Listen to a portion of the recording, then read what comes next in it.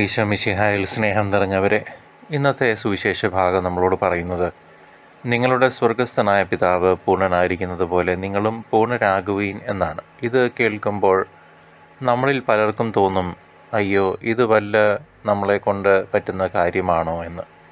നമ്മളൊക്കെ സാധാരണ മനുഷ്യരല്ലേ, നമുക്ക് തെറ്റും കുറവും ഒക്കെ ഉണ്ടാവുമല്ലോ.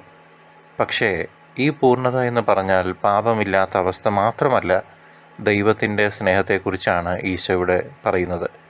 ദൈവം എല്ലാവർക്കും, നല്ലവർക്കും അതുപോലെ തന്നെ പാപം ചെയ്യുന്നവർക്കും ഒരുപോലെയാണല്ലോ മഴയും വെളിച്ചവും കൊടുക്കുന്നത്. ആ സ്നേഹം നമ്മുടെ ജീവിതത്തിലും ഉണ്ടാകണം. ഇതുമായി ചേർത്ത് വായിക്കേണ്ട ഒരു കാര്യമാണ് വിശുദ്ധ യോഹന്നാൻ്റെ 1-ാം ലേഖനത്തിൽ പറയുന്ന, അവനിൽ വസിക്കുന്നു എന്ന് പറയുന്നവൻ അവൻ നടന്നതുപോലെ നടക്കേണ്ടതാണ്. 1 യോഹന്നാൻ 2:6. ഈശോ നടന്ന വഴിയെ നടക്കുക. അപ്പോൾ നമ്മൾ പൂർണ്ണതയിലേക്ക് നടക്കുകയാണല്ലോ. ഈശോ എങ്ങനെയാണ് ജീവിച്ചത്?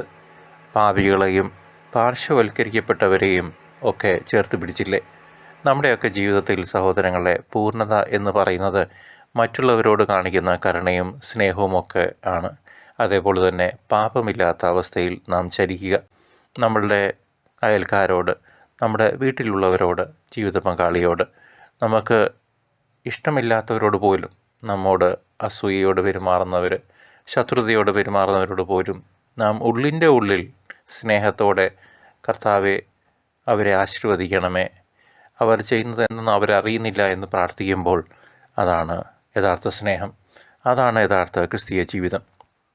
അതുകൊണ്ട് പ്രിയ ദൈവജനമേ, ഈശോയെ പോലെ ജീവിക്കാൻ നാം പരിശ്രമിക്കണം. ചെറിയ കാര്യങ്ങളിലാണെങ്കിലും വലിയ കാര്യങ്ങളിലാണെങ്കിലും ആ സ്നേഹം നാം കാണിക്കണം. നമ്മൾ ദൈവത്തിൻ്റെ പൂർണ്ണതയിലേക്ക് നടന്നുകൊണ്ടിരിക്കണം. അത് നമ്മുടെ ജീവിതത്തെ മാറ്റിമറിക്കും. ഈ പരിശ്രമത്തിൽ എന്നും നമുക്ക് മുന്നോട്ട് പോകാം. ദൈവം നമ്മളെ ഓരോരുത്തരെയും അനുഗ്രഹിക്കട്ടെ. ആമേൻ.